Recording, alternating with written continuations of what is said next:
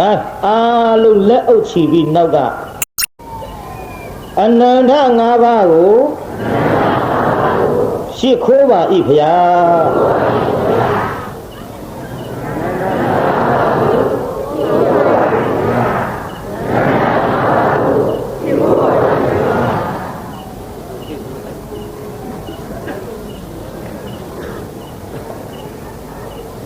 အနန္တ၅ပါးရှိခိုးပြီးတဲ့နောက်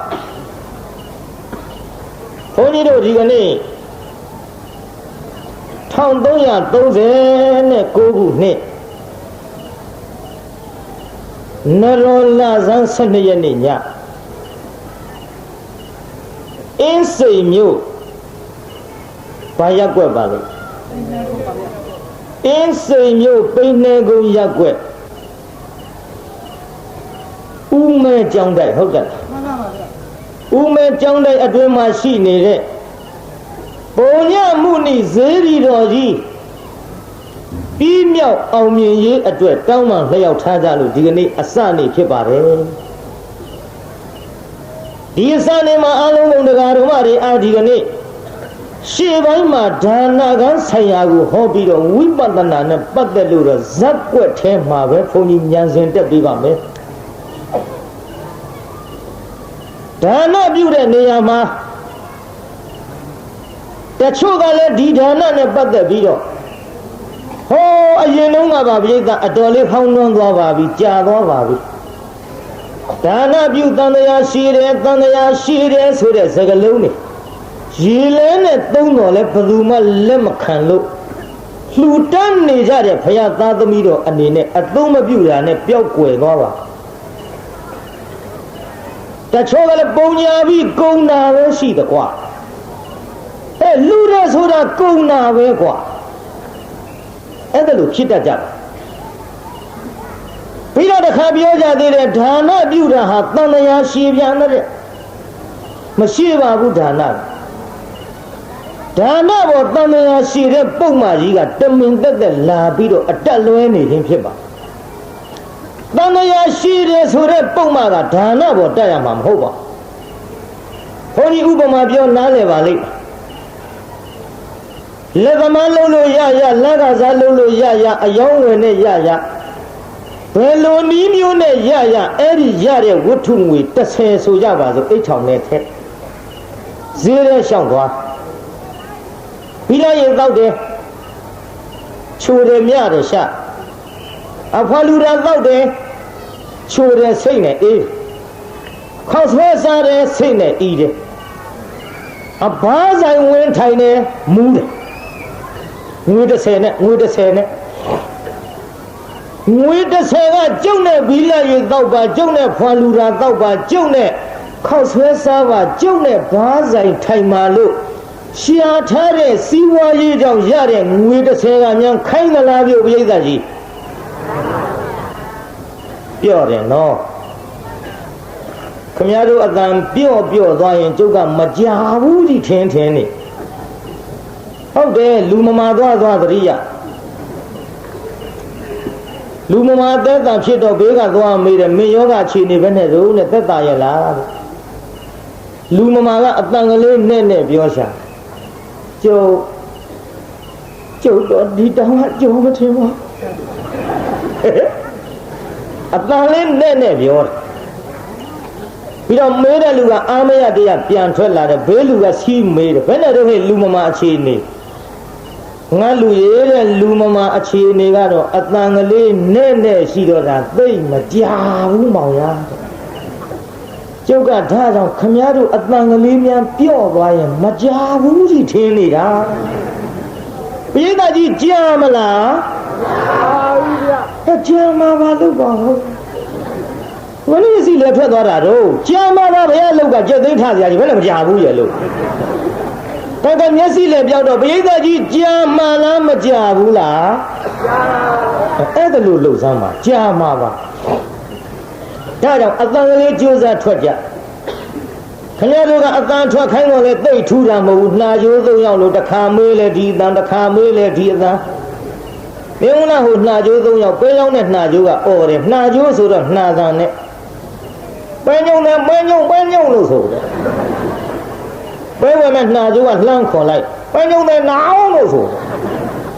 ပင်ကြီးတို့ငါမမြောင်နဲ့ကျောင်းသားမို့ငါကားနေလို့ခေါ်တာဘာပြောကောင်းလဲနှာကျိုးနှစ်ယောက်တတ်ကြနောက်တကြီးအိမ်ရောက်ထူးတကြီးကလည်းနှာပဲတကြီးကလှမ်းမေးလိုက်ဟာမနှုံးနာနဲ့နာနှုံးလို့ဆိုတဲ့ဥမဲ့ရိုးကြတယ်နောက်အမှုစစ်ကြီးတော့ဟဲ့နင်တို့ကနှာကျိုးမှုညာလို့မြန်ရဟာလို့အကုန်ပြန်ထွက်ရထူးမှမထူးပဲနဲ့မှုကနှာကျိုးမှုဘယ်သူမှဆုံးဖြတ်လို့မှမရပဲသုံးယောက်တလုံးကျိုးနေတာကိုဒါကြောင့်ခမည်းတော်အတန်ကလည်းတစ်ခါမေးလည်းမထူးတစ်ခါမေးလည်းမထူးဆိုနှာကျိုးသုံးယောက်လို့တော့မဖြစ်စီနဲ့အဲဒါလေးသတိပေးပြီးတဲ့နောက်ပရိသတ်ကြီးအဲ့ဒီငွေ30ကကျုပ်နဲ့ဝယ်ပြီးတော့စားပါတောက်ပါလို့ခိုင်းရလားလို့မခိုင်းဘူးကိုစားကျင်လို့ကိုတောက်ချင်လို့တောက်ဥပမာအဲ့ဒီငွေ30ကဘာနဲ့တူတယ်လဲလို့ဆိုတော့ခရလှူတဲ့ဒါနဘုန်းကြီးလှူတဲ့ဒါနအာသီလရဲ့လှူတဲ့ဒါနသရောင်းစားပေးတဲ့ဒါနခွေးကြွေးတဲ့ဒါနဘာပဲဖြစ်ဖြစ်ပေးတာစွန့်တာမှန်သမျှစသနာလက္ခဏာပါသောကြောင့်အဲ့ဒီလိုဘယ်ဒါနပဲပြုဘယ်ကုသိုလ်ပဲပြုအဲ့ဒီလိုလှူတဲ့ဒါနကငွေ30နဲ့တူပါတယ်တဲ့ငွေ30ဒီကျုံနဲ့ဝယ်ပြီးစားပါတော့ပါမခိုင်းသလိုခမည်းတော်လှူတဲ့ဒါနကတော့ဖြင့်ကျုပ်ဒါနကြီးပြုပြီးတော့လူပြေတောင်းလိုက်ပါခမည်းတော်များခိုင်းသလားပြုခိုင်းဘူးငွေ30လိုပဲအကျုံနဲ့နတ်ပြေတောင်းပါလို့တော့ခိုင်းသလားပြိဿခိုင်းပါဘူးဗျာအကျုံနဲ့ဗြဟ္မပြေတောင်းပါလို့များခိုင်းသလားခိုင်းပါဘူးဗျာမခိုင်းပါဘူးဘာလို့မခိုင်းတယ်လဲဒါနသည်ခိုင်းနိုင်တဲ့တတ္တိမရှိဘူးသူ့ကိုပြုတဲ့အကြောင်းကြောင့်မခိုင်းတော့လေအကျိုးပေးနိုင်တဲ့ကမ္မတတ္တိလေးတော့သူ့မှာရှိကဲဒါဖြင့်ကောင်းပြီ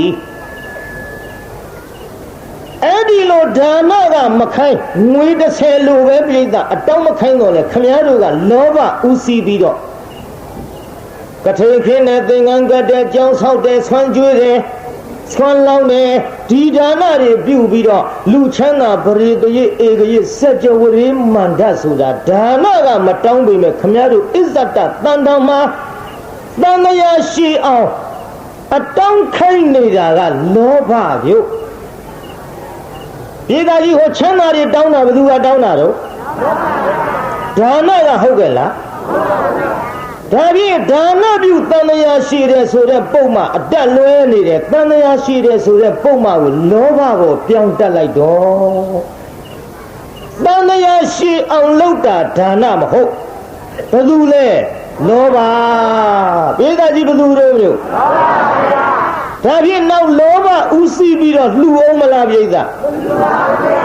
လောဘဥစီးမလှူရင်ပြိဿကြီးတန်မြာရှိပါအောင်မလားမရှိပါဘူးဗျာဒါဖြင့်ဒါနပြုတန်မြာရှိတယ်ဆိုတဲ့နှမျောဝန်တိုတဲ့လူများပြောတဲ့စကားမဟုတ်ဘူးဆိုတာတော့ရှင်းသွားပါလားရှင်းပါပြီဗျာရှင်းသွားလို့ရှိရင်ဒီကနေ့ဒါနနဲ့ပတ်သက်တဲ့ဇတ်ထုတ်တစ်ထုတ်ခေါ်ကြစို့ဒါနနဲ့ပတ်သက်တဲ့ဇတ်ထုတ်ကဘုန်းကြီးတို့ဓမ္မပဒကထုတ်ခေါ်မှာဖြစ်ပါဓမ္မပဒဘိက္ခုဝက်ပြင်ဆက်ကဒါယကပုံနာကြီးကိုဘုန်းကြီးဟောမလို့ဘုရားကိုယ်တော်မြတ်ကြီးသည်စေရဝံကျောင်းတော်မှာတရင်သုံးတော်မူစဉ်အခါမြတ်စွာဘုရားစေရဝံကျောင်းတော်တရင်သုံးစဉ်သာဝတ္ထိမြို့မှာပြင်ဆက်ကဒါယကလို့အမည်ရတဲ့ပုံနာကြီးရှိပြင်ဆက်ကဆိုတာပြင်စအက်ကဒါယကပေးငါးပါးသောမုံမုံမြတ်မြတ်ပေးတတ်တဲ့ပုံနာလို့အဲ့ဒါလို့ခေါ်ပါတယ်ပြင်ဆက်ကဒါယကဆိုတာဘုန်းကြီးတို့ငါးပါးသောမုံမုံမြတ်မြတ်ဥဥဖြာဖြာလှူတတ်တဲ့ပုံနာလို့ဒီအိဗယ်ရဒီအိဗယ်ရတော့ဒါကိုဘုန်းကြီးတို့တနည်းအားဖြင့်နားလည်အောင်ဇတ်ထုတ်နာမည်လေးတက်လိုက်မယ်ဆိုရင်မပေးဆိုတဲ့အမိအားဖြင့်ဇတ်ထုတ်တက်လိုက်တော့ရွှေမန်းတဲ့မောင်ရဲ့ရွှေခွဲမဟုတ်ပါဘူး ဒီနေ့ဘာသာထုတ်ဟောမှလည်းမေးလူတိုင်းနားလည်အောင်ဖြေကြတော့ပေါ့မပေးဇတ်ထုတ်ပါဗျာဒေတာကြီးဒီနေ့ဘုန်းကြီးဘာသာထုတ်ဟောမှာတော့ဆိုလို့တော့ကောင်းနော်မပေးခံကြကဲဒါဖြင့်ကောင်းပြီအဲ့ဒီတာဝဋ္ဌိမြို့မှာနာမည်လေးပြရမယ်ဆိုရင်ပုံနာကြီးကဥပေးခြင်းလို့ဒီလိုမှတ်တော့ပုံနေမကြီးကဘုန်းကြီးတို့ဒေါ်ပြင်းတယ်ပုံနာကြီးကဘယ်သူတဲ့တို့ပုံနေမကြီးကဒီနော်နှာကြိုးတွေပြန်ရော့သွားတဲ့တံပတ်ကအဲ့ဒီပုံနာကြီးနဲ့ပုံနေမကြီးဥပေးခြင်းနဲ့ဒေါ်ပြင်း2ယောက်ရှိကြပြင်းတတ်တယ်နော်ဒါနပြုတဲ့နေရာဘလောက်ထိအောင်ပြင်းတယ်လဲဆိုရင်ဘုန်းကြီးတို့မန္တလေးဆုံးငံကြွတုန်းကပြောရအောင်မယ်မန္တလေးဆုံးငံကြွတုန်းကတောကတက်ကြီးပွားတဲ့ပွဲစားနဲ့တူပါရဲ့ပွဲရုံတစ်ခုဘုန်းကြီးရောက်သွားတပိတ်ပိုက်လို့ကျွတ်တော့စာတင်သားတဖက်ကြောင့်မကန်ကြီးနဲ့ဆေးဘောလေးကြီးလက်ကျန်းညခဲလို့ဆုံးစလုံးကြီးကအငွေ1000တောင်းနဲ့ဘုန်းကြီးတို့ကလည်းတစုံရနေတာမှတ်လို့ဒီလိုတစုံချင်းလျှောက်စုရတာတနှက်စာအတွက်လွယ်တာမဟုတ်ဘူးအဲ့ဒီလိုလျှောက်ပြီးစုရင်းနဲ့ဆွမ်းခံလိုက်တာဆွမ်းစလုံးကြီးအငွေ1000တောင်းဇွန်းတက်ထားတဲ့ကျုပ်ကဝင်ရဆင်းလေးတော့လည်းဖက်ရတော့ပြက်မှနဲ့ဆွမ်းထမလောင်းအေးဒေါ်ကြီးကိုတော်လေးကြွလာတဲ့မဏိနေဘူးလှပြီးဆွမ်းထွက်လောင်းမှာဘုန်းကြီးလူတွေနဲ့တူပါရဲ့မဏိဆိုတာအုတ်ခေါင်းပြောတယ်ကြားသေးဘူးတော်ကြီးကဟေးတော်ကြီးကိုတော်လေးရနေတဲ့မဏိနေဘူးလှပြီးဆွမ်းထွက်လောင်းမှာဒီကကြားတယ်မိမကြီးကကြားတော့ဘာလှမ်းပြောလိုက်တော့နဲ့တော့ကိုယ်တိုင်ထွက်လောင်းငရဲကြီးတာမှတ်လို့ဒီချက်ပြုတ်နေမအားတာမသိဘူးလားကိုယ်တိုင်ထွက်လောင်းလိုက်ရောပေါ့မအားဘူးဆိုတော့မှတက်ရောက်သေးဆုံးစလုံးကြီးကိုင်းပြီးတော့ဘောက်ဘက်နဲ့မြေကြီးနဲ့ရံဖြစ်ပြီးဆောင်းကြီးအောင်ကြီးထွက်လာပြင်းလာတကားတို့ကျုပ်နဲ့ရောက်တော့လေမန္တလေးဆိုတာကြွလာတဲ့တန်ဃာတွေတစုံချင်းမြတ်အောင်လောင်းရတာအဲ့ဒါလို့မလောင်းဘူးဗျာစလုံးကြီးစောင်းပြီးအကုန်လုံးချစ်ချုပ်ပွန်ထက်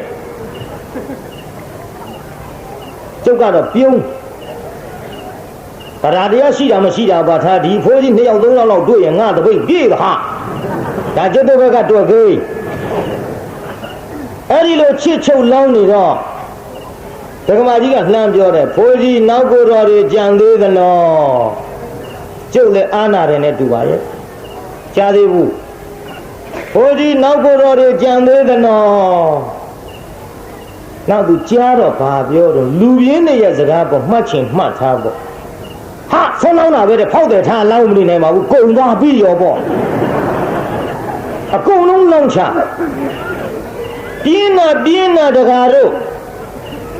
ဒါကြောင့်နတ်ပြည်မှာနတ်သမီးတွေများသည်နတ်သားတယောက်နတ်သမီး1000တောင်ရှိသည်နတ်ပြည်ဟိုလဲနေတဲ့ဟာကြီးကရှိတာကိုရဲအဲ့ဒါဘာတော့ယဟစီးဘူးလားချားရောဟုတ်တယ်ယဟတို့ချားတို့ဆိုတာရှိတာရအောင်မေးကြည့်ရအဲ့ဒါရှိတော့လဲစူပြီးမှာပေါ့တရားပွဲနဲ့ဒါနဲ့တော့ခမည်းတော်ခါသာဖြစ်တယ်လို့ကြည့်ရှုလှုပ်ထားတယ်ကျုပ်လည်းမတတ်နိုင်ဘူးပေါ့ကျုပ်ကဘလောက်ဆူသူပြိဿညင်အောင်ထိမ့်တတ်တဲ့ဘုန်းကြီးပါအဲ့ဒါကြကျုပ်မနိုင်ဘူးလန့်တော့အော်မှာပဲဒီထဲမြို့တစ်မြို့ကျုပ်မြောက်ပွဲနဲ့ရှင်ချ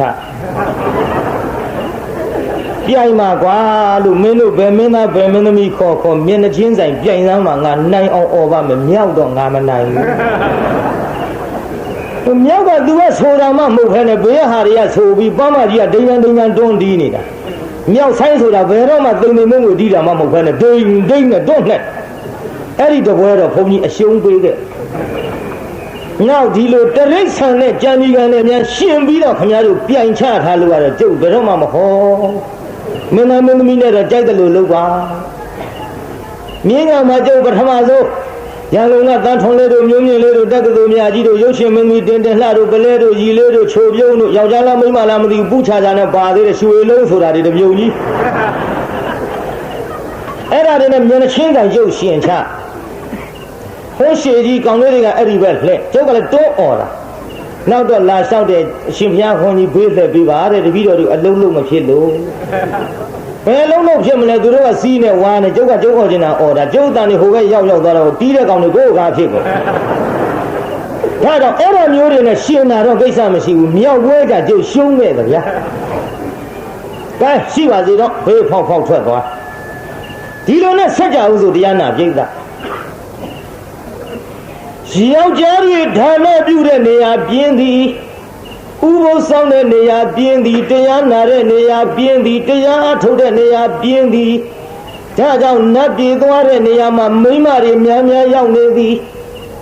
တောင်းတာကတော့နတ်ပြည်ယောက်ျားတွေကတောင်းသည်ရောက်တာကမိန်းမတွေများများရောက်သည်ဘာဖြစ်လို့မိန်းမတွေများများရောက်ပါလေနတ်ပြည်ရောက်တဲ့အလုံးမိန်းမတွေကသာများများလုပ်ကြသည်ကြည့်ပြသေးချာဥပုသ်ဆောင်တဲ့နေရာကြီးမိန်းမတွေများဆောင်းလောင်းတဲ့နေရာကြီးမိန်းမတွေများဆောင်းတော်တင်တဲ့နေရာကြီးမိန်းမတွေများတရားအထုံးတဲ့နေရာကြီးမိန်းမတွေများတရားနာတဲ့နေရာကြီးမိန်းမတွေများရုပ်ရှင်စာပွဲကြီးအဲ့ဒါတော့မပြောဘူးရဆောက်ထိုးမှစိုးပါသေးတယ်ကိုအဲ့ဒီနေရာလဲများတာပဲပြိဿမိန်းမတွေနေရာတကာများနေသည်ဘာဖြစ်လို့များတာလဲလို့ဆိုတော့များကိုများလို့မြို့သူမြို့သားတွေပါရန်ကုန်တို့အင်းစိန်တို့မခေပါဘူးဘာတွေများတာတုံးဆိုတော့ကျွတ်တို့ကိုင်းဟိုဟာတွေများတာပေါ့ဘယ်လောက်ထိများတော့ကျုပ်ပြောရှင်းတော့ကယုံမြည်ကြဆိုသည့်အလောက်တလင်တမယားနဲ့အသက်သေးကြသည်လင်းသေးတယ်မယားအိမ်တော်မပြုဘူးမယားသေးတယ်လင်းနောက်ထပ်အိမ်တော်မပြုဘူးငါသားသမီးတွေပထွေးနဲ့မိရွေးနဲ့ဒုက္ခဖြစ်ချီရဲ့တကယ်ယုံမြည်ကြပါလားဗျအခုတော့သူတို့မြောက်ပေးတဲ့စကားလေးကရှိနေတယ်အိုးတဲ့ဒါကတော့တပင်လဲလို့တပင်ထူတာပဲလဲလို့ထူတာပင်လို့ယူတာအကြောင်းမဟုတ်ဘူးမလဲပဲနဲ့ဘွက်ပေါက်နေတာကျွတ်တို့တိုင်းပြည်ဘာပြောကြည့်နေလို့ခင်ဗျားတို့အသိဆုံးရထဲနေတာကျွတ်တို့ကခင်ဗျားတို့တဝက်တောင်မသိဘူးမလဲပဲနဲ့တောင်ကျွတ်တို့တိုင်းပြည်ဘွက်ပေါက်နေပါသဖြင့်ဒီကာမေတုမိစ္ဆာစာရကံကြီးကြောင့်ယောက်ျားဖြစ်တဲ့လူနဲ့ပြီးတော့မိန်းမဖြစ်တဲ့လူတွေများကုန်လို့များကိုများတယ်ဆိုတာကြုတ်ပြောတဲ့ကိုဘွက်ပေါက်တဲ့ဟာတွေများနေသည်ရှင်းရလားကြုတ်ပြောတာမရှင်းရလဲနားကိုကြုတ်တို့မိချစ်ဆန်နဲ့ဘာနဲ့မလုံနဲ့နဘွင့်ကြီးကြီးတန်မိုးနဲ့ကလော်ထုတ်တစ်ခုခုပိတ်နေလောက်ဟုတ်တယ်လေဒါလောက်ပြောလို့မှမရှင်းပိတ်နေလောက်ဒီထဲသူတို့ကပြောသေးတယ်မနတ်ပြည်တောင်းတော့ပေါ်ကွာတယ်နတ်သားတယောက်နတ်သမီး1000နဲ့1000မှန်းတောင်း1000မှန်းတောင်းလားမတောင်းနဲ့တကားတို့နတ်သားတယောက်နတ်သမီး1000ဆိုအဲ့ဒီနတ်သားတဲသက်တာမယ်မဟုတ်ဟိုစဉ်းစားကြည့်ရတာကိုကွာအလူပြေမိမ2ယောက်ယူတဲ့လူတွေဘယ်လောက်ပလီရတော့နတ်သမီး1000ဆိုအဲ့ဒီနတ်သားပလီနေရတာနဲ့ငါတို့တော့အိပ်ရလိမ့်မယ်လို့မထင်များဒါတော့ငါမသက်တာဘူးပြောတယ်မယ်ဒီတဲ့သူတို့ကဆင်ကြေကံလေးအိုးတဲ့နတ်သမီး1000မေဒီဘာဖြစ်တုံးနဲ့လူပြေလူဆန်းရှာစီရှာတိုက်တဲ့မော်တော်ကားဝယ်ရီဝယ်နဲ့ဘာမှရှားဖွေလုတ်ကန်ကြွေးရဘူးတဲ့ရှားဖွေမကြွေးရဘူးတဲ့နတ်သားတယောက်နတ်သမီး1000ပဲဟဲ့လုံးမကြွေးရဘူးကွာတဲ့တို့လူပြေပြေဟမ်းမကြပါဘူးကွာတဲ့မိန်းမလေးတယောက်ရပါတယ်ဆိုပြလဲပူညံဟောတာပေါ့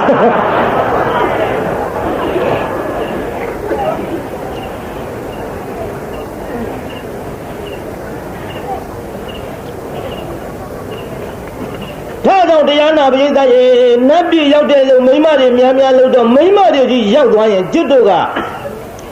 ဘုန်းကြီးရဟန်းမိမဲ့ယောက်ျားကဖြစ်တဲ့ဘုန်းကြီးဆိုတော့ကျုပ်တကာတွေကိုချင်းစာလို့တနာလို့ပြောနေတာမပြင်းညနဲ့ဗျနတ်ပြည်သွားမှတော့ကိုယ်တကာတွေနဲ့တကမတွေ2ယောက်စလုံးအတွဲလိုက်အတူတူပဲသွားစီချင်တာပေါ့တကာကြီးတွေဥကြံရဖြစ်နေမယ်ဆွန်းလောင်းတာငရဲမကြည့်ဘူးကိုယ်တိုင်လောင်းရကိုယ်တိုင်လုံး လို့တိုက်တွန်းပြီးတဲ့နောက်ကျွတ်တို့ဒီလက်ထက်တင်ပြင်းလာလို့ဆိုတော့ဟောဖယားလက်ထက်ကပြင်းပုံလေးခုနှစ်ကဥပေးခြင်းနဲ့ဒေါ်ပြင်းကိုဆက်မလို့ပြု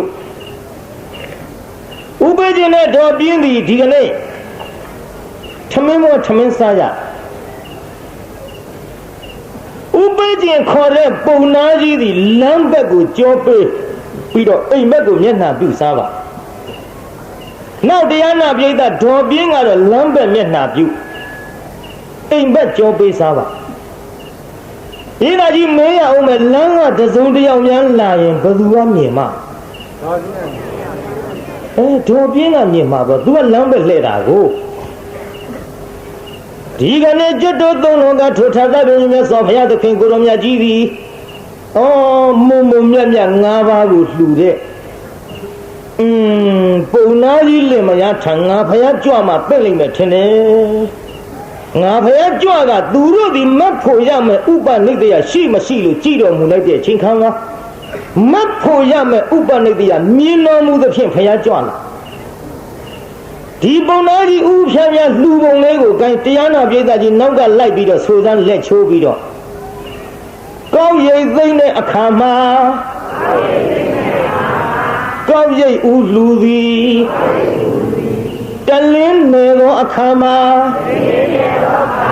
တလင်းဥလူသည်တလင်းတွင်ဗန္ဒာပြုသောအခါမှာဗန္ဒာဥလူသည်ထမင်းအိုချက်သောအခါမှာထမင်းအိုဥလူသည်ထမင်းခူသောအခါမှာထမင်းခွက်အူလူသည်ဥဖြာဖြာဘယ်တော့မှကိုအရင်မစားဘူးတဲ့ဗျဥဖြာဖြာအဲ့ဒီ၅ခုကိုလှူလို့သူပြင်ဆက်ကဒါယကပုံနာတဲ့မြန်မာလိုပြောတော့၅ပါးဥဖြာဖြာမုံမုံမြတ်မြတ်လှူတဲ့ပုံနာကြီးတဲ့ခင်ဗျားတို့နားလည်အောင်ပေးထားတဲ့နာမည်ကတော့ဘယ်သူတဲ့တို့ဥပေးခြင်းကဲထမင်းစားနေတဲ့အချိန်ခါမှာဘုရားကိုယ်တော်မြတ်ကြွလာဆိုကြပါစို့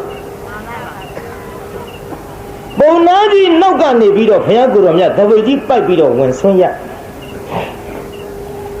ပုံနာကြီးမမြင်ရှာဘူးကြောက်ပြရက်ကိုလမ်းပဲမျက်နှာလှဲ့တဲ့ဒေါ်ပြင်းဆိုတဲ့ပုံလေးမှကြီးမြင်ပြီပြုဟောကြည်စားစားတောင်းနေတော့လေခုခတ်နေတော့လေလာခြင်းဝင်လာတာပဲအခုအစားလဲနေတော့လေဝင်လာတာပဲအပြစ်တင်နေတာအလှကံပုဂ္ဂိုလ်ပဲဗျသူ့ချိန်လေးနဲ့သူတော့လာတာပေါ့ဒီက12နာရီကကြော်ရင်ဘုန်းကြီးတွေဆုံးခံလာရလားလာပါဘူး12နာရီအတွင်းကောအဲ့ဒီချိန်လေးတော့လှူနိုင်အောင်ပဲရှားဖွေထားပေါ့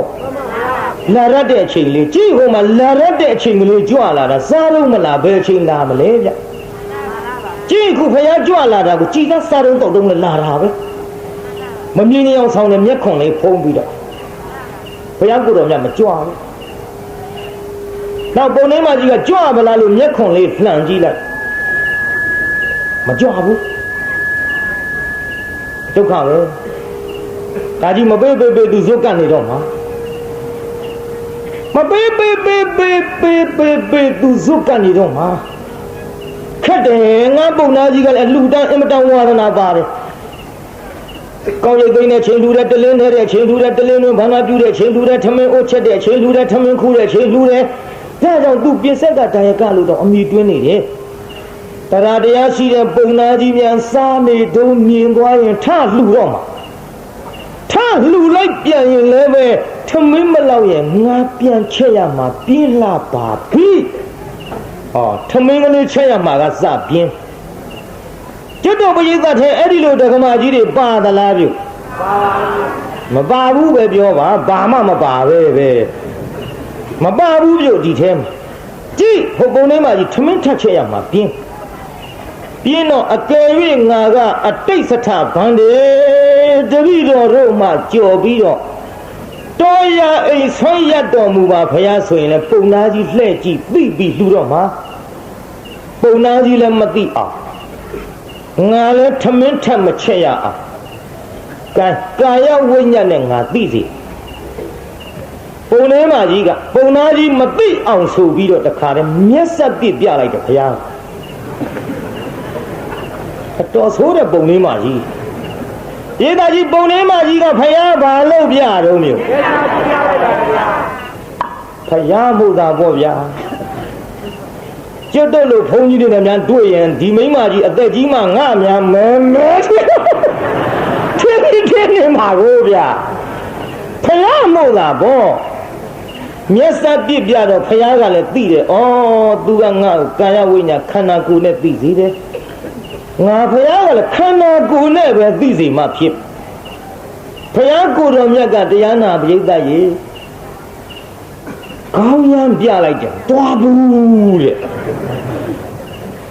သူကမျက်စက်ပြစ်ပြီးသွားတော့ဆိုတော့ဘုရားကကောင်းရမ်းပြလိုက်တယ်မသွားဘူးတဲ့ပုံလေးမှကြီးရည်ရောတာဟောတော်ခနဲ့ကြည်ပါလေကြည်စားငါသွားခိုင်းတာလေသူသိတယ်ခေါင်းရမ်းပြတယ်မသွားဘူးတဲ့ခက်တော့ခက်တဲ့ပရိသတ်ရေကျုပ်မန္တလေးတုန်းကပြောရအောင်ကျုပ်လည်းအလိုက်မသိလို့တရုတ်ကြီးနဲ့ဗမာမနဲ့ရတရုတ်ကြီးနဲ့ဗမာမနဲ့ရတော့ကျုပ်ကလည်းဗမာမမြင်လို့ဆုံးဝင်ရဒါပတိအဲ့ဒီမန္တလေးကတရုတ်ပြောပါတယ်ကျုပ်တို့ရန်ကုန်ကတရုတ်တွေကလည်းကျုပ်နဲ့အတော်ဆင်ပြေတာဟုတ်တယ်အခုတရုတ်တွေနဲ့ကျုပ်နဲ့ကြီးဆင်ပြေနေတယ်ဘယ်ဖြစ်ဖြစ်အခန်းတွဲလှူလိုက်တရုတ်တွေကျွတ်တို့တရားနာပြည်သား40နဲ့5နှစ်ကျုပ်သက်စိတ်ကိုရည်မှန်းပြီးတော့45ပါးဒုံလဘရဟန်းကံမွေးကြီးကလူဦးရေ1000မှာရန်ကုန်ကအများကြီးပေါက်တယ်လာကြတယ်ပြည်သားတစောင်းလုံးလာကြီးနေကတော်ကလေးရက်ရွှေ့တာလည်းသတင်းစာထဲကျုပ်ထဲပါအဲ့ဒီတစောင်းလုံးလာကြီးနေက45ပါးရဟန်းကံမွေးကြီးကျုပ်ငွေ6000ခွဲလောက်ကုန်သွားပါအဲ့ဒီပွဲကြီးကျင်းပတဲ့ရန်ကုန်ကအများကြီးလာကြရန်ကုန်ကအများကြီးလာတဲ့ထဲမှာတရုတ်တွေအများကြီးပါလာ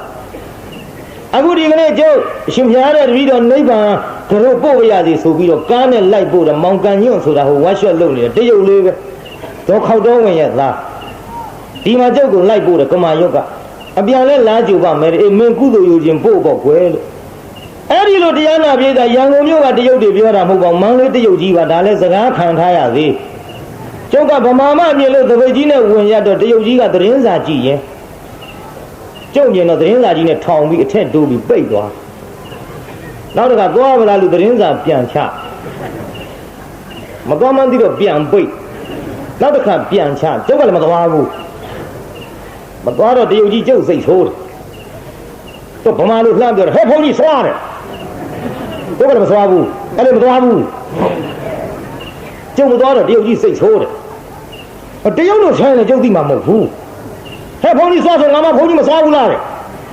အဲ့ဒီကျုပ်ဒေါသဖြစ်ပြီးဘာပြောကောင်းလဲကတ္တရာလောင်းမောသပိတ်ကြီးချပြီးအဲ့ဒီတရုတ်ကြီးကျုပ်နောင်ချင်းဝင်ချအဲ့ဒီကြမှာဗမာမှထွက်ပြေးလာစိုးစိုးကသူ့ဗမာပဲလောင်းနိုင်ရင်လည်းမြန်မြန်လောင်းလို့မလောင်းနိုင်လို့ကြော်စုံဆိုကြရင်လည်းဟိုဘာသာကြားပဲဆိုကြမှာတော့သူ့တရားနာပြေးတာကြော်စုံဆိုလိုက်လေသူ့တရုတ်ကြီးကျုပ်လည်းဒီလိုမခံရပြီဘူးပေါ့အခုတော့ကျုပ်ငါမဘုန်းကြီးဆွားလို့ဆိုတော့လက်သီးနဲ့ဝင်ထိုးတော့မှဟောထွက်လာတယ်ဗျာခင်ဗျားတို့ပြောကြပါတယ်ဗါတဲ့မရထီတော့တကားတို့ဘာကြည့်ဓာကြည့်အေးကွာမရထီတော့ဓာကြည့်တယ်လင်းထီတော့လည်းမိမတွေကြည့်စရာတစ်ခုခုတော့ရှိလိမ့်မယ်ကွာအဲ့ဒါကြောင့်ဒီဗမာမထွက်ပြေးလာတာရှင်မယားတိခမဖျားဘာသာချင်းမတူလို့ပါဗျာတိခမဖျားမသိလို့ပါဗျာတဲ့ရှင်မယားတပည့်ကြီးအမြင်မတော်ပါဘူးဖျားလည်းမဲ့ကျုပ်တပည့်ကြီးကတ္တရာလမ်းပေါ်ကသွားကောက်ပြီးတပည့်ချီလေးနဲ့တင်းဆွေးနေလောင်းပြီးတော့ဒီကနေ့ကစပြီးရှင်ဘုရားထိုင်ကိုယ်တော်ဖြစ်နေခြင်းကြွပါဗျာမဆိုးလို့တရုတ်ကြီးနဲ့ကျုံတယ်လည်းနောက်အရင်အဆင်ပြေသွားတယ်ဗျိသဒါကြောင့်တရားနာဗျိသရေသွားဆိုတဲ့ကိစ္စမသွားလို့ရှိရင်ရည်ရင်လဲရည်ခြင်းစိတ်ရင်လဲဆိုးဖို့ဗျိသဟိုမှာဖယားဆိုတော့လည်းစိတ်မဆိုးဘူးဗျိသအတော်ဇွဲကောင်းတဲ့ဟာကြီးဆိုပြီးပုံလေးမှကြီးခွက်ထိုးခွက်လာရည်ရောပြုရည်တော့ပုံသားကြီးမလုံဘူးငါထိုင်တာအဆင်မပြေလို့လားရည်တော့သူမလုံဘူးပေါ့ပြင်းထိုင်မယ်ဒီဟောရည်တော့မယ်အောက်ကဟာလည်းမဟုတ်ဘူးဘာပါလိမ့်နဲ့သူနှခမ်းမြန်ထမင်းလုံးတွေကတ်နေလို့လားနှခမ်းတရက်ပြီးတော့ပြန်စားရည်တော့မယ်တန်တော့ပုံထဲမှာရည်တာထူးတယ်ငါခေါင်းပေါ်တဲ့သူကြည့်ရည်နေတာမဟုတ် ငါခေါင်းအထက်2000-3000မြင့်နောက်ဘုရားကိုယ်တော်မြတ်ကြီးကလည်းတရားနာပြေးတဲ့ရောင်ကြီးတော်6သွဲအယောင်တွေလွတ်လိုက်တော့အဲ့ဒီအယောင်နဲ့သူ့မျက်စိနဲ့အတိုးပုံထဲမှာကြီးခေါင်းတော်2000-3000ကြော်ကြည့်တာကိုသိကျင်လို့နောက်အလှည့်လိုက်ဟာဖယားကြွလာတဲ့မိုက်တဲ့မိမယုတ်ငါလူတတ်တဲ့ဝါဒနာသိပါလေကနေငါအသိမပေးဘဲနဲ့ကြည်စမ်းထမင်းပြန်ချဲရမှာပြင်းတဲ့မိမယုတ်မြတ်စွာဘုရားသိခဏတော်မူပါဗျာသိခဏတော်မူပါဗျာဖယားတပည့်တော်ဒီယခုစားစေဖြစ်တဲ့ထမင်းတွေကိုအရှင်ဘုရားအလှခံပါသလားပုံလေးမှာကြီးပြင်းလို့မြတ်စွာဘုရားကိုယ်တော်မြတ်ကြီးဒီလိုရက်နေခြင်းဖြစ်ရပါဘုရားအလှခံပါသလားဘုရားဒီတော့ဘုရားကိုယ်တော်မြတ်ကမိတ်ဒါယကပုံနာတဲ့ငါဘုရားသည်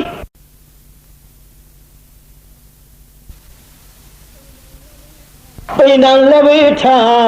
ပရဒဋ္ဌင်ပါဇီဝီလို့မြတ်စွာဘုရားအဲ့ဒီတိုင်းဟောတယ်ဘုရားတဲ့ငါဘုရားတို့မှာပြေတော့နည်းနည်းလေးတော့အာယုပြုနားထောင်နော်ဟိုမြတ်စွာဘုရားဘယ်ထိအောင်မိတ်ရှိတယ်လဲလို့ဆိုတော့ပုံနာတဲ့သူတပားတို့ပေးတာကျွေးတာကိုမှီပြီးတော့အသက်မွေးရသောပိဋ္ဌာနဲ့တူသောငါဘုရားတို့မှာတဲ့ဗျနားထောင်ကြည့်စားမြတ်စွာဘုရားကိုယ်တော်မြတ်ကြီးကမိတ်နေတာ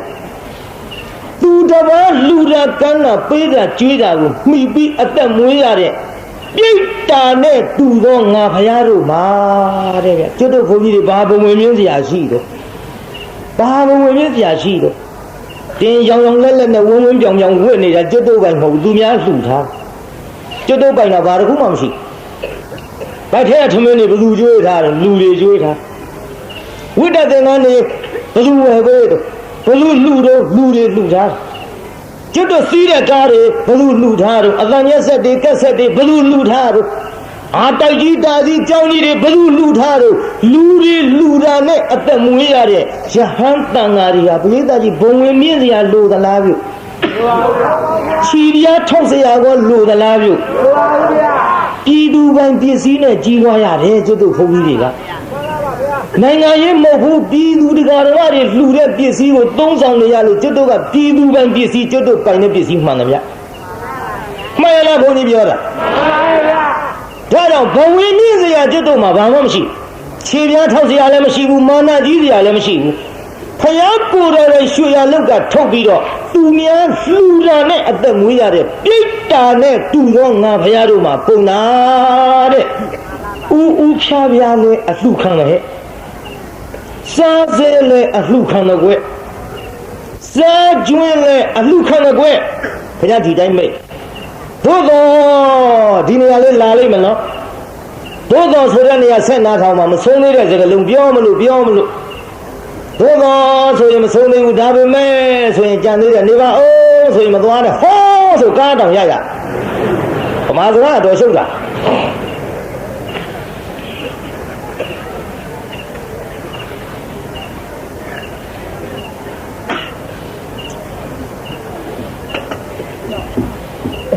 စာဥကိုဘုန်းကြီးပြောမယ်တရားဓမ္မတွေမှတ်ထားကြမိမိတို့ထမင်းဟင်းချက်ပြီးတဲ့ချိန်ခါမှာမိမိတို့ကိုယ်တိုင်မစားသေးပဲနဲ့ဥဖြားဖြားထမင်းအိုးပေါင်းကလေးကိုခူးပြီးတော့ကျွတ်တို့ဆန်းတော်တင်နာတန်ဃာတော်ဆန်းလောင်းတာမိဘခူးကြွေးတာဟဲ့အဲ့ဒါစာဥလို့ခေါ်တဲ့လူငယ်တွေမှတ်ထားကြဒါကြောင့်တချို့လူကြီးတွေကဘယ်နဲ့ပြောလို့သမီးအလုပ်သွားတော့လေမင်းထိုးနေစားရတယ်ပဲနဲ့စားပါဖျားလည်းဆုံးတော့မတင်နေဘူးတန်ကလည်းဆုံးမလောင်နေဘူးဖေတို့မေတို့လည်းမစားဘူးကျုပ်ကရင်စားလို့ကောင်းမလားသမီးဥချန်စားခဲ့ပြောတာလူကြီးတွေကဥချန်စားခဲ့သမီးတဲ့အပေါ်ပိုင်းကဥဖြားလေးကိုခုခတ်ချံပြီးတော့မှငါသမီးစားသွားရတယ်တဲ့အဲ့ဒါဥချန်စားခဲ့အခုတော့စကားကပြောင်းသွားတယ်ဥချစားကြဆိုတဲ့အတိုင်းဥဖြားကြီးကုန်ချကြိတ်ကုန်တော့တာပဲပြုစကားပြောင်းတော့သူတို့လည်းပြောင်းကုန်ရောမိဘတို့လည်းဘာမှမတွေ့ဘူး မေအားတဲ့အသားဝါးလိုက်မှမဟုတ်လို့တဲ့အသားကိုသမီးစားလိုက်တယ်တဲ့ပြော့ပြော့နေအခောက်ကလေးအစီလေးတော့ကြမ်းပါရဲ့ကောင်းတယ်ဥဖြားများကြီးသူတို့ကကြိတ်လဲကုန်ပြီထားတော့ဟဲ့ငန်းကြီးများနှမများမိတို့ကအလုတ်သွားစရာရှိတယ်ဆိုရင်ဖယားဆုံးတော်မတင်ရသေးလို့ဆုံးတော်တင်ရအောင်တန်ဃာတော်ဆုံးမလုံးရသေးလို့ဆုံးလုံးရအောင်မိဘမစားရသေးလို့စားရအောင်ဆိုပြီးတော့ဥဖြားပြားလေးခုခတ်ခြံပြီးတော့မှစားသွားကြပါအဲ့ဒါစားလို့ရတဲ့ဟဲ့ဒါကြောင့်စားဥဆိုတာတော့ပြိဿကြီးသဘောပေါက်သွားပါပြီကိုမစားခင်လှူတဲ့ဥဖြားပြားပြိဿစားဥဆိုတာသိပလားသိပါပါကဲစားစဲကိုနည်းနည်းပြောကြအောင်ဆိုစားစဲဆိုတာတရားနာပြိဿကြီးသမီးနဲ့ပကံများတဲ့ကလေးလိုဘလပွေနေပြီးတော့ဟင်းစားတွေနဲ့မတတ်မပြန့်စားနေတော့နှိုက်လှူတာမဟုတ်ဘူးတဲ့ဗျို့ဘယ်လိုလှူရမလဲဆိုတော့စားစဲလှူပုံလေးနားထောင်သွားကြသမီးစားတော့မဲ့ကြံကလေးကတပိုင်းကိုတန့်ထားပါတဲ့ဗျဟိုဘက်မိမိဘက်ကသမင်းကိုစားမဲ့ကြရင်ဟိုဘက်တပိုင်းကိုတန့်ထားလိုက်အကယ်၍များငါသမင်းစားနေတုန်းအလှူကံပုဂ္ဂိုလ်ကြွရင်လှူနိုင်အောင်လို့တမင်သက်တန့်ထားအဲ့ဒီလိုတန့်ထားလို့ကိုကဟင်းစားဟင်းနာဒီဘက်သာရှိတယ်ဟိုဘက်တန့်ပြန့်တပိုင်းတန့်ထားသဖြင့်သမင်းစားနေတဲ့ချိန်ခါမှာတန်ဃာတော်ကြွလာရင်တန့်ပြန့်ထားတဲ့ဟိုဘက်တပိုင်းကိုလက်ဆေးပြီးတော့ဟောတယ်လို့ပကံများလေးစောင်းပြီးတရက်လှူလိုက်ပါလှူလို့ရတယ်သဘောပေါက်တယ်လားသဘောပေါက်ပါဗျာအဲ့ဒါစားစဲသိပလားပြိဿကြီးသိပါဗျာကလေးတွေလိုဘယ်လိုဝင်နေထားတာတွေကိုအဲ့ဒါကြီးတွေထဲလှူတာမဟုတ်ဘူးအဲ့ဒါမျိုးတော့ကျတို့ဘုန်းကြီးတွေလည်းမစားဘူးစားစဲလှူပုံလေးပြောတာတန့်ပြန့်များနဲ့ဗျာစားကြတဲ့ကိုကစားနေတော့လှူနိုင်အောင်တမင်သက်တန့်ထားတဲ့စားစဲသဘောပေါက်လားပြိဿသဘောပေါက်ပါဗျာဒါစားကျွင်းကိုပြောကြအောင်ဆို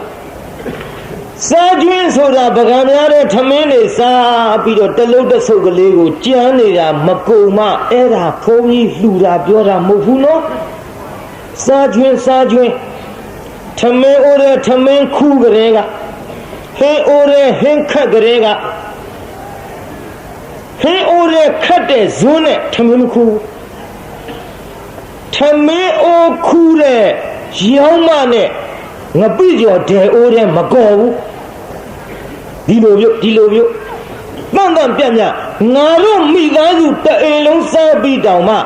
တန်ဃာတော်များသပိတ်ပိုက်ပြီးကြွလာရင်တန့်ပြန့်လှူနိုင်အောင်လို့တမင်သက်တန့်ရှင်းချွင်းချန်ထားတာကိုအဲ့ဒါစားကျွင်းလှူတယ်တဲ့ဗျတအိမ်လုံးစားပြီးတော့လဲလှူနိုင်ပါတဲ့ဗျာ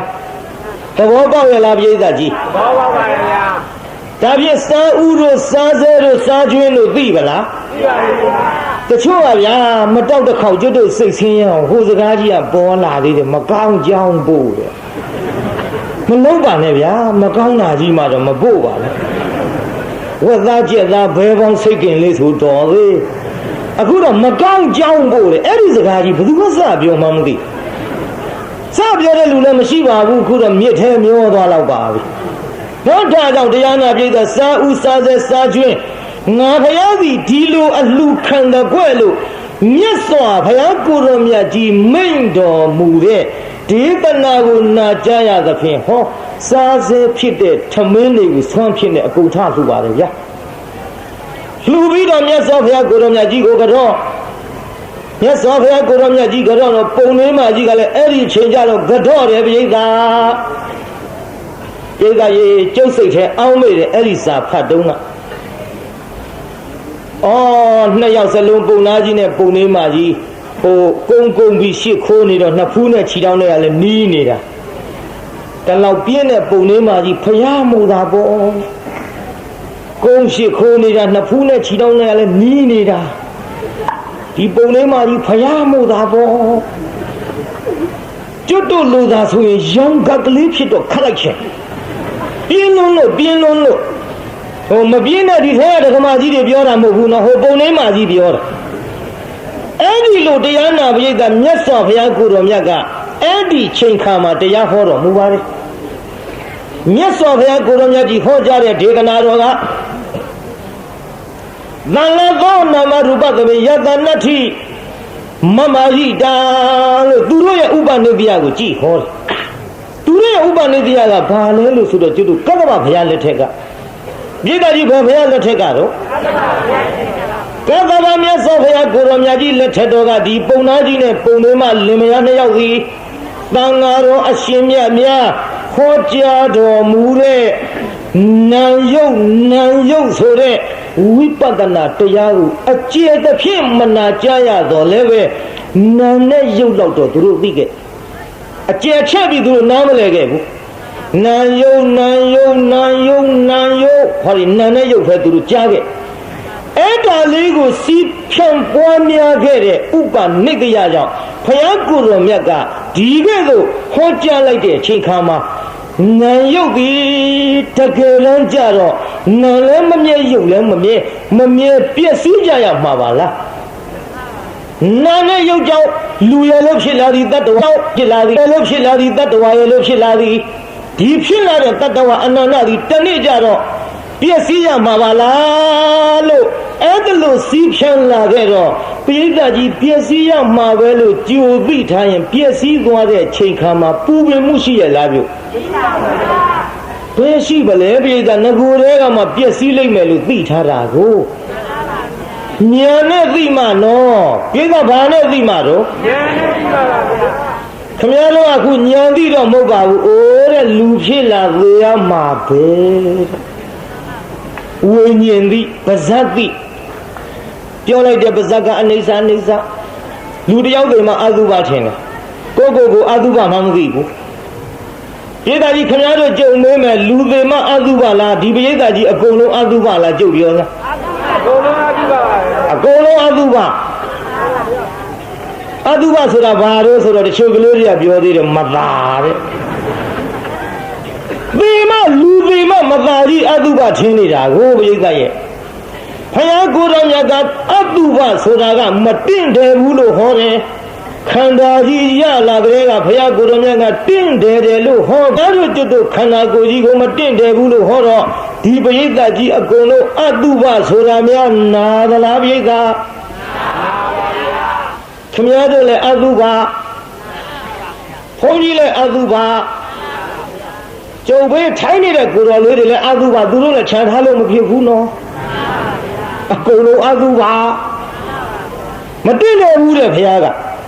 မတင့်တယ်ဘူးဟောတာကိုခင်ဗျားတို့ကျွတ်တို့ကတင့်နေတဲ့ထင်နေအဝတ်ကောင်းစားကောင်းလေးဝတ်လိုက်တော့ပရိသတ်ကြီးမြေကြီးပေါ်ထိုင်ရလား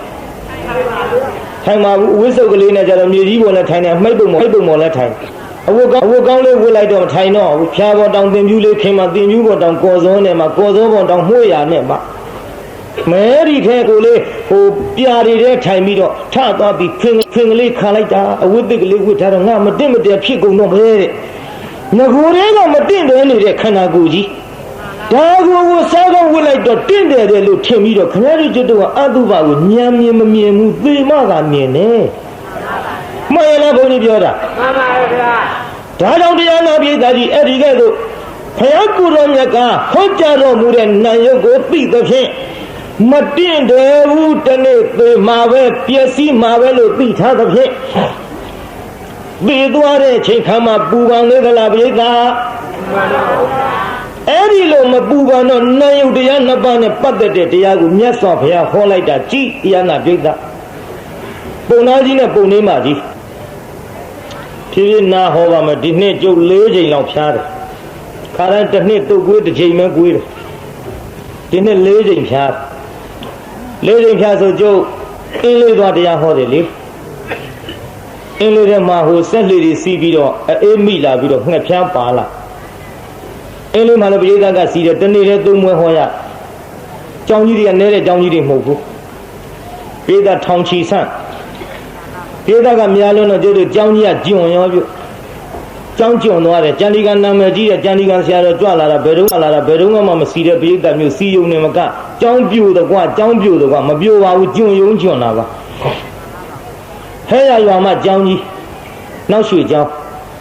အထက်ထအောက်ထပြည့်ကျုပ်အောက်ဆင်းကလေးကပြီးတယ်ဒီကျောင်းတော့ကျုံမှာမြေမာပေါ်ဆောက်တာမဟုတ်ဘူးရေထဲဆောက်တဲ့ကျောင်းကြီးတော့ပြည့်ဆိုအဲ့ဒီကျုပ်လန့်သွားတယ် တရားဟောတဲ့ဘုန်းကြီးမလိမ္မာဘူးဘယ်နေရာဝင်ရထိုးမောက်ရမလဲလို့နေရာလျှောက်ရှာကျုပ်ထိုင်တဲ့ပလင်ကအမြင့်ဆုံးတကယ်လို့ပြိုရင်ထီချင်းထီကျုပ်ရင်ထီမှာကျုပ်ကအမြင့်ကြီးကိုအဲ့ဒီတင်တရားနာပြေးတာပထမတစ်ချိန်တော့ကိစ္စမရှိဘူးနောက်တစ်ချိန်ကြောင်းကြီးအောက်ကရက်မကြီးခါမန်းကြီးတန်ကြီးကျွတ်ပြီးအဲ့သွားတော့အောက်ကပြေးတတ်ကဝုန်းနဲ့တအားထပြီးအပြေးလိုက်ကြောင်းကြီးတုံတယ်ဝုန်းနဲ့ကြောင်းကြီးတုံသွားဘာမှမဟုတ်ဘူးပြေးတတ်တယ်မခံနိုင်တာကျုပ်လည်းပြေးတတ်ကိုမနှဲထင်းယူပါဒီတိုင်းထိလို့တော့မရဘူးဟောမင်းမတွေပေါင်းထားတာတို့ထိုင်းအောင်မလေးလီရင်မြန်နှိမ့်နေလေးပြန်တာခမရတို့မို့ကြောက်တယ်ကျုပ်ကြောက်ဖို့လည်းထားပါဦးလီမြန်နှိမ့်နေလေးပြန်နေဆိုတော့ကျုပ်ဒီကထိန်ခင်းကြွလာတဲ့တန်ခါအသား80ကဗရင်းမောက်ကနေထွက်ပြီးမော့ကြည့်တာလီမြန်ကိုအဟုတ်မှလို့ဒီဖုန်းကြီးပြည့်ရဆင်တာတော့မသိဘူးအဲ့ဒါနဲ့ပြိဿညင်သွားကျန်းဖန်ထင်းရတာပဲပြိဿမထင်းအဲ့ဒီပြိဿမငြိမ်ရင်အပေါ်ပြိဿပါဆူရင်ဒီကြောင့်ပြူတော့ပြိဿကညင်သွားတယ်လေးမြန်ဆိုတာနဲ့နောက်တော့စာရောက်လာတဲ့ဆရာတော်ဘုရားတဲ့ကြောင်းကြီးကျွန်းနေပြီတဲ့ပြူမာကိုစိုးရိမ်နေတယ်တဲ့အလုံးသေးကုန်လိမ့်မယ်တဲ့ထိမ့်ပေးပါတဲ့အဲ့ဒီနဲ့တရားနာပြိဿလို့လေးရင်များမဟုတ်ဘူးနော်လို့မူသားမပါလင်္ကာမချောဆိုတော့ဘုန်းကြီးနဲ့လိန်ပြီးပြီလို့သို့တော်လည်းညင်ရင်လေးနေတော့လို့မလှုပ်နဲ့လို့အကုန်သေးကုန်မယ်လို့ကြောင်းကကျွန်းနေတယ်လို့မလှုပ်နဲ့လို့တယောက်ချင်းဖြည်းဖြည်းလေးဆင်းမလှုပ်နဲ့တော့လို့တယောက်ချင်းဆင်းလို့အဲ့ဒီကြမှာနောက်ဖြားသုံးကလူတွေကဂုံဂုံနဲ့ဖျားမလေးမနှဲမပြုတ်အောင်ဖန်ပြီးယူလားမနှဲထိရတာတရားနာပြိဿပြီးတော့မြို့တစ်မြို့ပြောရအောင်ကလေးချင်းလူငယ်ချင်းရံဖြစ်လူငယ်ချင်းရံဖြစ်တဲ့ပြိဿကဝုန်းဝနဲ့ထ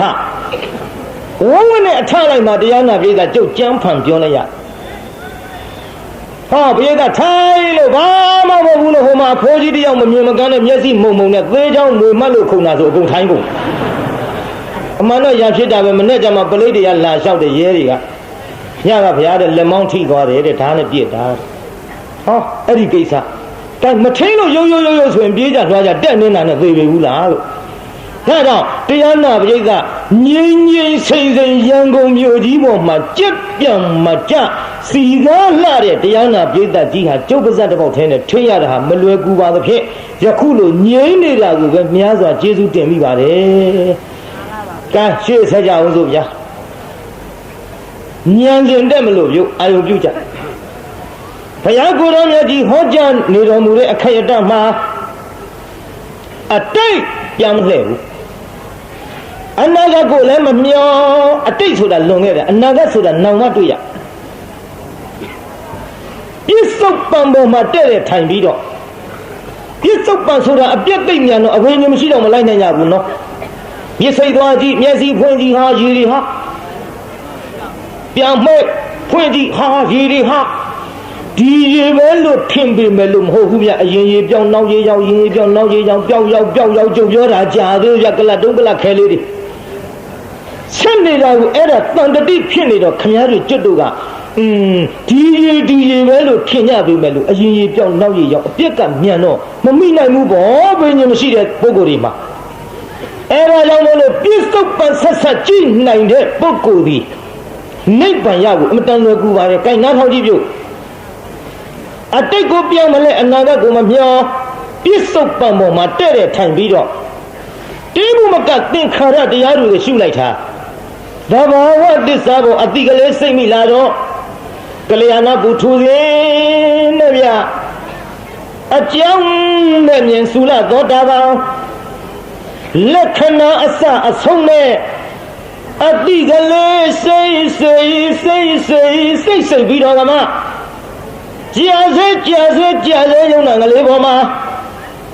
လက္ခဏာသဘောလေးတွေမြင်လာပြန်သမ္မသနာခေါ်တဲ့ညာလက်ချိုးထားစမ်းမျိုးတစ်ချောင်းကြည်ရင်အကြည့်မခံသဘာဝကဖြစ်ပြလျင်မျိုးဟယုံနိုင်ပြီးဥဒယဘယခေါ်တဲ့ညာဘယ်နှချောင်းလုံးမျိုးကြည်ရတော့ရုပ်နာငါဖြစ်ပြမြောင်သိညာကမယောင်လိုက်နိုင်အဘိညာမရှိလို့မယောင်မလိုက်နိုင်တော့ဖြစ်တာတွေပျောက်ပြီးတော့ပြတ်တာတစ်ခုတည်းသဘာဝပေါ်ရောက်လာတော့ဘင်္ဂ ညာဘယ်နှချောင်းလုံးညို့လောကကြီးတစ်ခုလုံးပင်လယ်လေးရေစုံနဲ့ခတ်တော့ဇွန်းနေကရင်ငေါငေါပြီးတော့ပင်လယ်တစ်ပြေလုံးရှိတဲ့ရေတွေထို့အတူငန်းတယ်လို့ပြီးပြီးတော့ခဲ့တော့ဗဟိတယုံနံတွေကပါအစ္ဆဒယုံနံကခြေလို့ပင်လယ်ရေစုံတွေကငန်းတယ်လို့တဲ့ဗျအစ္ဆဒဟာယုံနံအပြက်ကိုမြင်လိုက်တော့ဗဟိတယုံနံအပြက်တွေကိုပါမြင်တော့လေဒီမှာပရိသတ်အာကိုခြင်းတရားလည်းမရှိဒီယုံနံပြုပြရပါပဲဒီယုံနံဒါတဲ့ကျွတ်တို့လေဒီစတော်ကြီးကငါတလုံးနဲ့သုံးနဲ့ကျဲသုံးလွဲမြုံလိုက်ဘုံတကိုက်တဝက်ကဲဆိုကြအောင်မြူလောက်ကမှမချမ်းပူလျံကတောင်ကြီးအမြဲငဲ့တဲ့စေမဆဲငဲချွေတော့အပယ်မီကအပြီးကုန်စင်ဘုံတခွင်လေးတွင်နေလောက်မြဲပြောင်ပြောင်နဲ့တက်ရှိပါပြီအမိုက်ကဝတ်နွယ်ကမ္မဝတ်ကိလေသာဝဝိပါကဝတောင်းလိုက်ရလို့ရတွေ့အောင်မတဲ့ပြုတ်အမိုက်ကဝတ်နွယ်ဖြစ်မစဲငါဒွါရအာရုံပြုလိုက်တော့လေဟောအခုတရားနာရင်မျက်စိနာလျာကိုအဖြစ်မစဲအတိအာရုံကလေးတွေနဲ့လဲပြီးတော့မှာဒါကငါကြွယ်တလဲမလို့သူကသာမဟုတ်တော့တဲ့နောက်တော့ကဖမလာလဲအခါခုလင်းတစ်ခုကဝင်ကြလေအခုလိုပဲတဲ့တရားတော်ကောင်းလေးနဲ့မိုးခြင်းမနဲ့အိုမနာခြင်းမနဲ့နာမသေးခြင်းမနဲ့သေပြီးတော့အခါခုလင်းတစ်ခုကဝင်ကြဟာလေတင်ခတ္တရိယုံနာရဲ့လို့ဆံများနဲ့ခြေပြပြုပြရပါပဲဒီယုံနာ